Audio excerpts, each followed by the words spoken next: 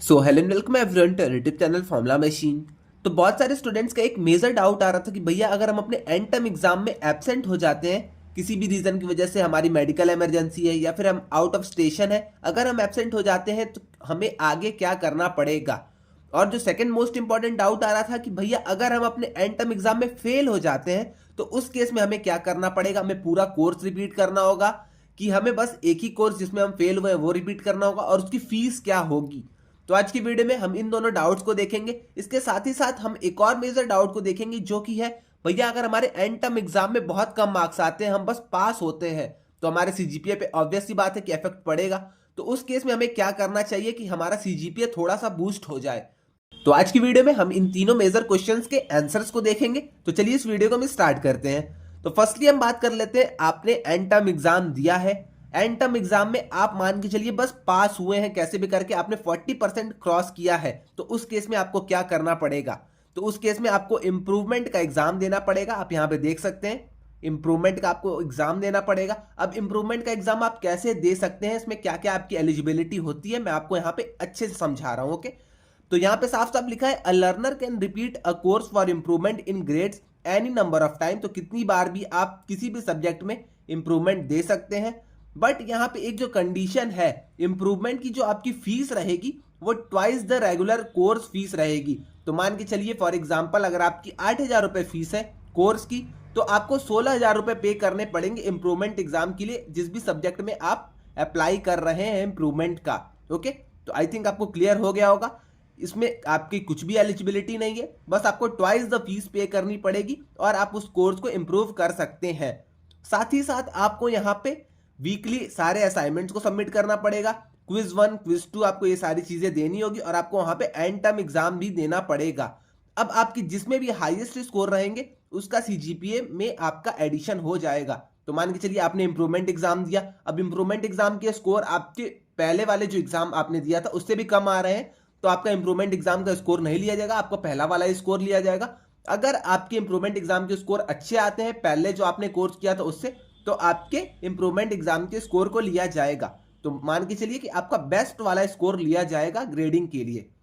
तो I think आपको एक चीज क्लियर हो गई होगी कि अगर आप अपने एग्जाम को देते हैं उसमें आपके मार्क्स नहीं अच्छे आते हैं तो आपको क्या करना है। ओके, तो आई थिंक ये फर्स्ट वाली थिंग आपको क्लियर है। अब हम चलते हैं अपने सेकेंड थिंग के ऊपर, जो है if a learner was not eligible to attempt the end term exam. Okay, तो बहुत सारे स्टूडेंट्स के डैशबोर्ड पे लिखा आ रहा था eligible for and term exam की जगह वहां पे सबके में यस लिखा है, तो वहां पे नो लिखा आ रहा था। इसका रीजन था कि आपने असाइनमेंट्स को नहीं सबमिट किया था और आपके एवरेज असाइनमेंट के स्कोर 40% से लेस थे। तो इस केस में आपको क्या करना है, इस केस में मैं आपको सिंपली बता दूं, आपको फिर से पूरा कोर्स रिपीट करना पड़ेगा।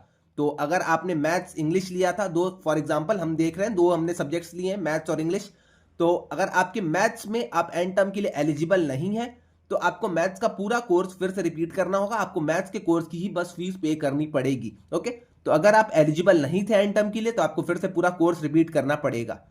अब जो थर्ड वाला मेजर डाउट आता है, बहुत सारे स्टूडेंट्स मुझसे पर्सनली भी पूछ चुके हैं कि भैया अगर हम अपने एंड टर्म एग्जाम में एब्सेंट हो जाते हैं तो हमें क्या वहां पे करना पड़ेगा। तो if a learner was absent in final exam तो आपको ग्रेड आई अलॉट हो जाएगा। अब आपके यहाँ पे दो केसेस आते हैं, अगर आप अपने एंड टर्म एग्जाम को नहीं देते हैं, अगर आप उसमें एब्सेंट हो जाते हैं तो आपके यहाँ पे दो केसेस आते हैं। दो केसेस अब क्या है मैं उसको एकदम अच्छे से बता रहा हूं, आप एक बार ध्यान से सुनिएगा वरना आपको ये सारी चीजें क्लियर नहीं होंगी। तो आप अगर अपने एंड टर्म एग्जाम में एब्सेंट हो गए, अगर आपने अपना एंड टर्म एग्जाम नहीं दिया, तो फर्स्ट केस आता है आप रीअटेम्प्ट दे सकते हैं मेकअप एग्जाम के थ्रू।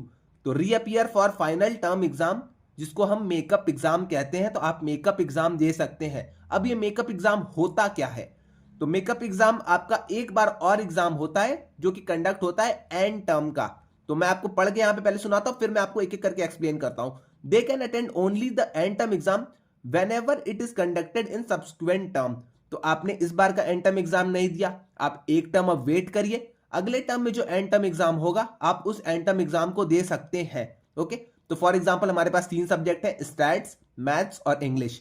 आपने स्टैट्स का एग्जाम दिया, आपने मैथ्स का एग्जाम दिया, बट आपने इंग्लिश का एग्जाम नहीं दिया, इंग्लिश आपको एकदम भी नहीं आ रहा था, ये हम एग्जाम्पल ले रहे हैं। ओके, तो आपको इंग्लिश एकदम में नहीं आ रहा था और आप सोच रहे हैं कि मैं इंग्लिश का मेकअप एग्जाम दे दूं तो आप यस इंग्लिश का मेकअप एग्जाम दे सकते हैं। उसके लिए आपको 1,000 रुपए की फीस लगेगी। 1,000 रुपए आप जमा करिए, अगले टर्म में आप इंग्लिश का एग्जाम मेकअप एग्जाम दे सकते हैं। ओके, तो आई थिंक आपको क्लियर हो गया होगा। इस टर्म में जो भी एग्जाम आप एंड टर्म में छोड़ते हैं वो उसके लिए आप मेकअप एग्जाम दे सकते हैं। जैसे अब मैंने आपको यहाँ पे 3 केसेस बताए थे, इंग्लिश, मैथ्स और स्टैट्स के। अगर आप यहीं पे मैथ्स का एग्जाम छोड़ देते हैं, इंग्लिश और स्टैट्स को देते हैं, तो आप मेकअप एग्जाम दे सकते हैं मैथ्स के लिए भी। बट आपको इसके लिए रजिस्टर करना पड़ेगा, इसके लिए आपको 1,000 रुपए की फीस पे करनी पड़ेगी। और यहाँ पे एक और चीज है, आपको यहाँ पे असाइनमेंट्स नहीं सबमिट करने पड़ेंगे। आपको क्विज 1 नहीं देना होगा, आपको क्विज 2 नहीं देना होगा, आपको डायरेक्ट एंड टर्म एग्जाम देना होगा। इस टर्म में नहीं, अगले टर्म में। सितंबर बैच की अगर आप हैं तो आपको जनवरी बैच में एंड टर्म देना होगा, जनवरी बैच के हैं तो आपको मई बैच में एंड टर्म देना होगा। तो आई थिंक ये चीज आपको क्लियर हो गई होगी। अब मैं आपको पढ़ के सुना देता हूं तो और सारी चीजें आपको क्लियर हो जाएंगी। The fee to repeat an end term exam will be 1,000। जैसा मैंने आपको बताया, आप किसी भी सब्जेक्ट का एंड टर्म एग्जाम देते हैं, बस मेकअप एग्जाम देते हैं, तो उसके लिए आपकी फीस 1,000 रुपए होगी for each courses of foundation level and 2,000 for diploma level. तो डिप्लोमा लेवल के लिए वो 2,000 हो जाती है। अब यहाँ पे सेकंड जो इन्होंने पॉइंट लिखा है, if the learner reattempt the course in intermediate next term then the average quiz score will be carried over and the learners does not have to resubmit the quizzes और assignment. तो आपको assignment और quizzes देने की बिल्कुल भी जरूरत नहीं है। आपका यही वाला क्विज का स्कोर, आपका यही वाला असाइनमेंट का स्कोर वहां पे भी कैरी फॉरवर्ड हो जाएगा। ओके, अब थर्ड वाला पॉइंट है, if the learner wishes to skip the intermediate next term and attempt the course subsequent term entire course will be repeated. तो अगर आप चाहते हैं कि मुझे फिर से रिपीट ही मैं कर लेता हूं, तो आप वहां पे रिपीट भी कर सकते हैं, आपके पास ये ऑप्शन भी रहता है। ओके, तो वही सारी चीज यहां पे थी। A learner can reappear for makeup exam once only. तो आप एक ही बार एक सब्जेक्ट का मेकअप एग्जाम दे सकते हैं। अब ऐसा नहीं है कि आपने इस टर्म में भी एग्जाम नहीं दिया, आप सोच रहे हैं मैं मेकअप एग्जाम दूंगा नेक्स्ट टर्म में, नेक्स्ट टर्म में भी आप छोड़ दे रहे हैं और आप सोच रहे हैं कि फिर से मैं मेकअप एग्जाम दूंगा, तो ऐसा बिल्कुल भी नहीं होगा। एक ही बार आप मेकअप एग्जाम दे सकते हैं। Okay, if a learner misses the makeup exam then the learner has to repeat the entire course in the term thereafter by paying the full course fees and repeating all the assignments, quizzes and end term examination. तो I think आपको makeup exam वाला पूरा चीज समझ में आ गया होगा। एक बार मैं जल्दी से इसको फिर से समराइज कर देता हूं, मेकअप एग्जाम आपका होता क्या है। तो फॉर एग्जांपल, आपने मैथ्स, स्टैट्स और इंग्लिश इस टर्म में लिया है। आपको स्टैट्स आ रहा है, आपको इंग्लिश आ रहा है, बट आपको मैथ्स में बहुत दिक्कत आ रही है, आपने मैथ्स बिल्कुल भी नहीं पढ़ा है, तो आप मैथ्स के एग्जाम को छोड़ सकते हैं। स्टैट्स आप दे दीजिए, आप इंग्लिश का एग्जाम दे दीजिए, ये दोनों आप एग्जाम दे दीजिए। मैथ्स वाले सेक्शन को आप बिल्कुल भी मत छूइएगा। आप फिर नेक्स्ट टर्म में जाइए, मैथ्स वाला आप छोड़ दिए, जैसे कि आप स्टैट्स कर लीजिए, अपने इंग्लिश को कर लीजिए। अब आप इस बार का कोर्स खत्म कर लीजिए, आपके एंड टर्म के स्कोर्स भी आ जाएंगे, जिसमें कि मैथ्स में आपका एब्सेंट शो होगा, स्टैट्स में आपके जितने भी मार्क्स आएंगे वो शो होगा, और इंग्लिश में आपके जितने भी मार्क्स आएंगे वो शो होगा। अब यहां तक आपकी सारी चीजें क्लियर हो गई हैं। आपके स्टैट्स के मार्क्स आ गए, आपके इंग्लिश के मार्क्स आ गए, बट मैथ्स में आपका एब्सेंट शो हो रहा है। अब कोर्स रजिस्ट्रेशन आपका स्टार्ट होगा नेक्स्ट टर्म का। नेक्स्ट टर्म का जब कोर्स रजिस्ट्रेशन स्टार्ट होगा, तो आप वहां पे स्टैट्स 2 ले सकते हैं, इंग्लिश 2 ले सकते हैं, बट वहां पे मैथ्स वाला जो सेक्शन आपका आएगा, मैथ्स के लिए एक और चीज आपकी आएगी, मेकअप एग्जाम। तो मेकअप एग्जाम पे आप क्लिक करेंगे, 1,000 रुपए आप पे करेंगे। नेक्स्ट टर्म में स्टैट्स 2, इंग्लिश 2 के साथ आप वहां पे मैथ्स 1 भी ले सकते हैं। ओके, तो मेकअप एग्जाम का यही आपका फायदा होता है। इस टर्म में आप एग्जाम नहीं दिए हैं, जिस भी एग्जाम में आप इस टर्म में एब्सेंट हो जाते हैं, वो आप नेक्स्ट टर्म में दे सकते हैं, बिना कोई क्विज एग्जाम दिए, बिना कोई ग्रेडेड असाइनमेंट दिए। ओके, तो आई थिंक आपको अब क्लियर हो गया होगा। इसके बाद भी अगर आपको कोई डाउट रहता है तो आप आगे कमेंट सेक्शन में मुझसे पूछ लीजिएगा। ओके, अब यहाँ पे जो आपका सेकंड ऑप्शन आता है, आप एब्सेंट हो गए या फिर आप फेल हो गए, तो आपको सेकंड ऑप्शन आता है रिपीट द एंटायर कोर्स। तो आप उस कोर्स को पूरा रिपीट कर सकते हैं, जिसकी आपकी पूरी फीस लगने वाली है, जिस भी सब्जेक्ट में आप फेल हुए हैं या फिर जिस भी सब्जेक्ट का आपने एग्जाम छोड़ा है। तो 3 सब्जेक्ट फिर से हम एग्जांपल ले लेते हैं, मैथ्स हो गया, स्टैट्स हो गया और इंग्लिश हो गया।